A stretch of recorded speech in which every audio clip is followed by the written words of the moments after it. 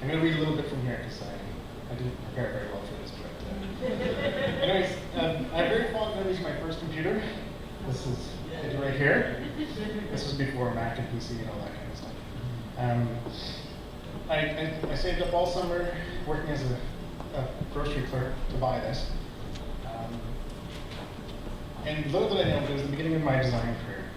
I actually looked forward to grade 9 science class when we did a lab because I would use my Mac to lay out the lab report and then print it out on the school laser printer. And of course my dad sucked. I was terrible at science. But my layout was pretty good. Despite that, I ended up actually going into a career in film. I went to Montreal University. And I worked for a producer in Vancouver who produced TV shows like MacGyver and Beachcombers. And one of the highlights is I got a call from the Fonz once, Henry Winkler, and I actually spoke with him for about 3 minutes, took a message. But what I did at that company was I basically did online research. I researched other companies that were going to do potential business deals with that sort of thing. And I found a company called Blast Radius, which then wasn't very big. And I saw these websites, I loved them, so I quit my job, bought a Mac on the previous screen, and started my career as a web designer, basically.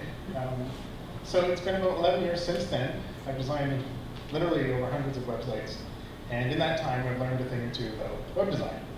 And there's one question that I always kind of ask my clients whenever I'm doing a site, and I ask them, who is your target audience? Basically, who are you making the site for? Who's going to use your site? Who's coming to your website? So, for example, you're doing a website for a retirement home, you're probably not going to design for these people. I don't own a spandex here. In fact, you're probably going to design for the kids of the retirees who will be in the home. 30 to 40-year-old adults who are having a stressful time, emotional situations, personal, they're trying to find a place where they can put their parents. So if you have that kind of information, it's a great deal of information when you go to design a website. So I was thinking of this exact same question. Who's my target audience? Who am I designing my website for? So I'm a web designer, and I started a new company, so I had an opportunity to do a website. And this is who I thought I was designed for. The owner of a small business, very serious, didn't really care about design, cared about the value of the website, what they're getting, that kind of stuff. Yeah. But I asked my best clients, what they liked about my service and what I did for them, and they all said, your creativity, your design, that's what we really like about what you do. So I wasn't really designing for this person, and that was very liberating. So in walks this picture of a gorilla. About 4 years ago, I found this picture online on a stock photo site, and I bought it. And ever since then, I've been trying to work it into a website. But I've never had the opportunity, of course, until now. So I thought, you know what? Let's get this picture and let's use it for some inspiration. She or he, I don't know, actually, it became an inspiration source for me. And what I do usually is I start working with logo types, logos, that sort of thing, getting colors, names. And I'll go through a number of versions. Unfortunately, I sometimes do up to 50 or so, but I only have these ones that I actually saved. I usually overwrite my files as I go. And then what I do is I open up Photoshop and I start laying out of the website. This is, again, assuming that I've already done site architecture, information design, that kind of stuff. And it was great, I liked it. It was very clean, very controlled, but it still wasn't quite right. So I thought, you know what, I'm really just designing for this guy again. I need to just stop thinking about him. I gotta basically do the opposite of what I've been telling people for the last 11 years. Stop thinking about my target audience. So I did, and the only way I could really do that was to kind of stop the process that I regularly do. Instead of opening up Photoshop or sketching or designing, I just opened up some code. I used a WordPress framework on this one, so it kind of gives you this code and you can play with it. And I started doing that. I was just thinking about the content pieces, the footer, the header, the content area, that sort of thing.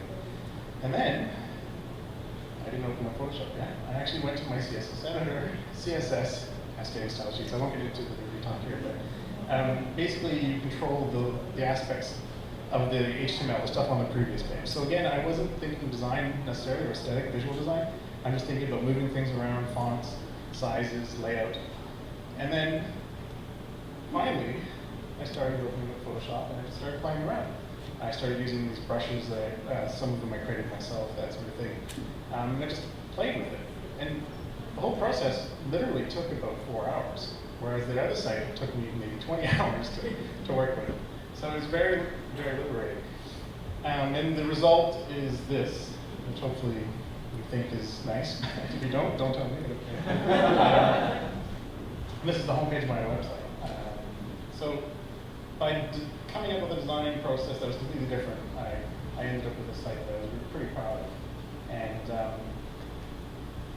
as a website, it's never really finished. In fact, I don't even have my portfolio put up on there yet. So I've just been so busy working. This is supposed to be the other desk.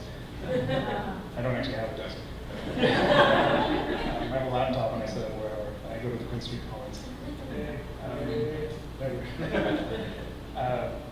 But that's the great thing about a website. It's never done. Like it can evolve. It's organic. You know, like already I've taken that kind of design style and I've started applying it differently to other marketing materials. This is a cover for my proposals that I do for clients.